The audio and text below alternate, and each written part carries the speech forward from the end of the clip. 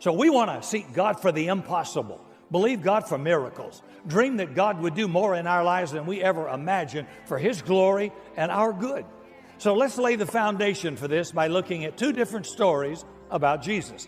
And what's interesting is that Jesus was amazed at two different times for two different reasons. Story one, Jesus is in His own hometown, and people were being critical of Him for saying who He was. They said, "Who does this man say He is?" People wondered. They didn't like it. In Mark 6, verse 5 through 6, it says, "He could not do many mighty miracles there, except lay His hands on a few sick people and heal them. He was amazed at their lack of faith as to who He said He was." Story number two. This is a Roman centurion. But this centurion had a sick servant. He goes to Jesus and asks Jesus to heal his servant. That centurion believed that Jesus could heal the servant with just a single word. Luke 7, verse 9. When Jesus heard this from the Roman centurion, he was amazed, and turning to the crowd following him, he said, "I tell you, I have not found such great faith even in Israel." Two different times Jesus was amazed. Lack of faith, great faith.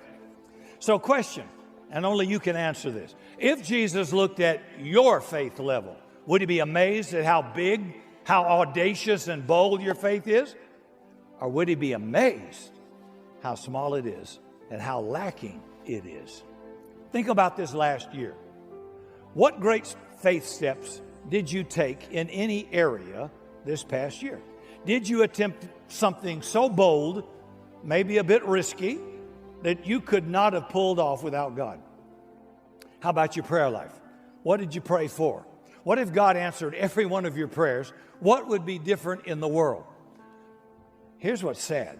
For many, many Christians, nothing would be different because they didn't pray, didn't take any action, they weren't bold.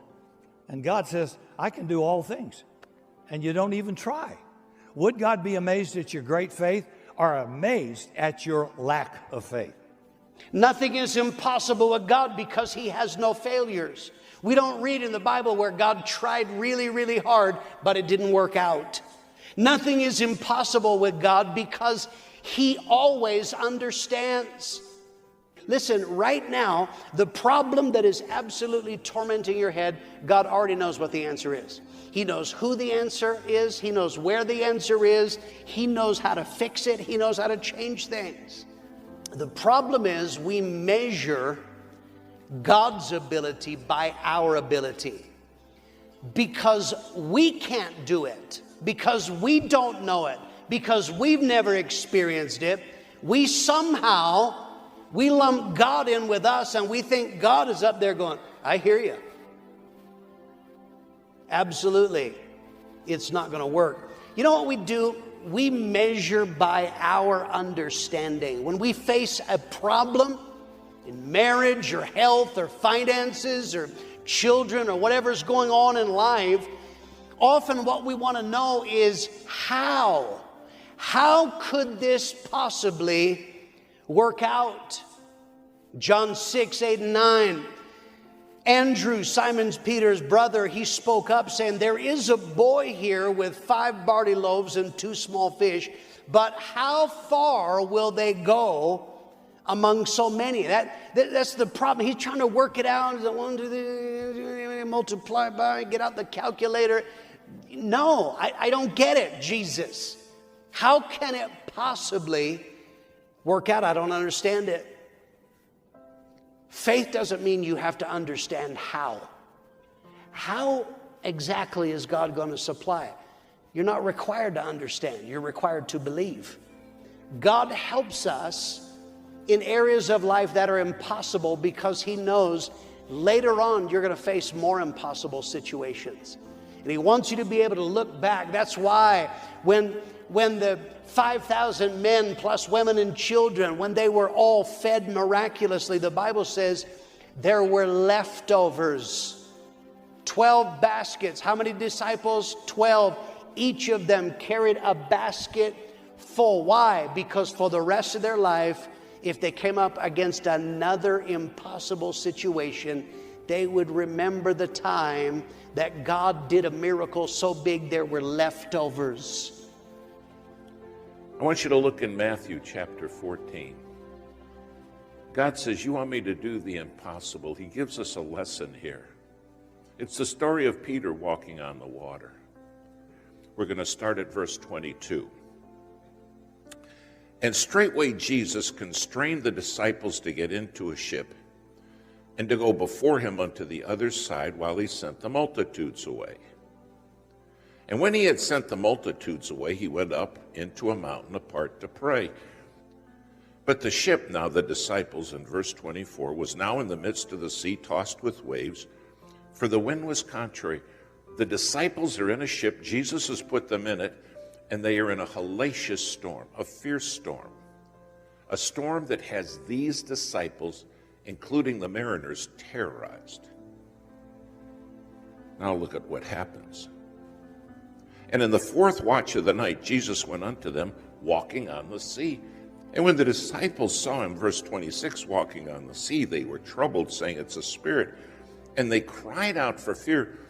But straightway Jesus spake unto them, saying, be of good cheer, it is I, be not afraid. Now somebody is going to ask God for the impossible. Oh, they've seen the impossible. That's how he fed the 5,000. But now they're going to ask for the impossible. Verse 28. And Peter answered him and said, Lord, if it be thou, bid me come unto thee on the water. Here's the first key. You got to ask. You got to ask for the impossible. You see what Peter did? Lord, bid me come unto thee on the water. Now, all the disciples were in that boat, all of them. But only one asked. But because one man asked, God did the impossible. When's the last time you asked specifically? In James, where it says, ask and ye shall receive. It's the word for asking with specificity. When's the last time you asked for the impossible? What are you asking for? What impossible thing do you want to see God do? And my God says, ask in faith, believing, and ye shall receive. Do you understand? It's not you who's going to do the impossible. It's God through you who's going to do the impossible. If you think it's you who's going to pull it off, then you've got a vanity problem. Do you understand how powerful your ask is?